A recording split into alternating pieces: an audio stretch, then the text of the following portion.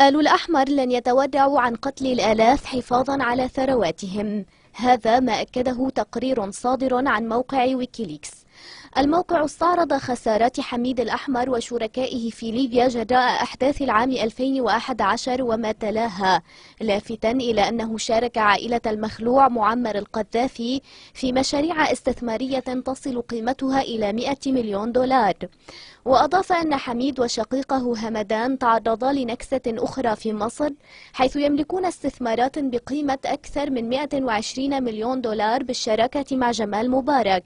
وأشار الموقع إلى أن استثمارات حميد في السعودية تتجاوز قيمتها مئات الملايين من الدولارات، مضيفا أن الأحمر افتتح في المملكة فرعا للمجموعة الأوروبية للصناعات الجوية والتي يمتلك الجزء الأكبر من رأس مالها.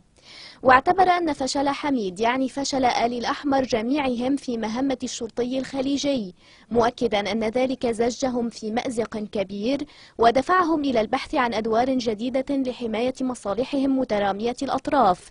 كما وصف دخول آل الأحمر في لعبة الأحزاب السياسية وانقلابهم على الدستور اليمني وسعيهم للاستيلاء على السلطة من خارج صناديق الاقتراع بأنه ورقة أخيرة يلعبون بها على طريقة من يقامر بكل ما يملك. موقع ويكيليكس أرجع إنشاء بنك سبأ الإسلامي وغيره من البنوك في الداخل والخارج إلى خشية حميد وإخوانه ومعهم علي محسن من انفضاح أرصدتهم في البنوك اليمنية واستثماراتهم في الدول العربية والأجنبية، مؤكدا أن حركة أموالهم وماهية أعمالهم بعيدة عن عين الرقابة، خصوصا دعمهم لحركة الإخوان المسلمين. واتهم الموقع آل الأحمر بأنهم نهبوا ثروات البلاد وقتلوا رموزها، معتبرا إياهم المسؤول الأول عن تدمير اليمن بعد الانتخابات الرئاسية عام 2006. وقال إنهم استخدموا ثرواتهم الهائلة للسيطرة على السياسة والمجتمع اليمني واستمالة الجميع إلى جانبهم، كاشفا أن عدم امتثالهم لدفع ضريبة الدولة وهدايا سبأ فون مكناهم من مضاعفة ثرواتهم بشكل هائل وبناء إمبراطورية خرافية.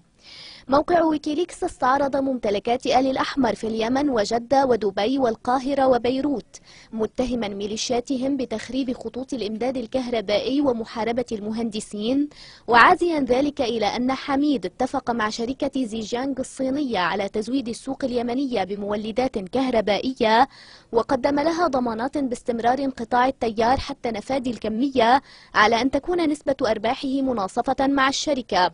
الموقع كشف أن لحميد الأحمر استثمارات في مستوطنة إسرائيلية شارك في افتتاحها الأمير القطري حمد بن خليفة آل ثاني، إلى جانب استثمارات أخرى داخل المنظومة التجارية الإسرائيلية.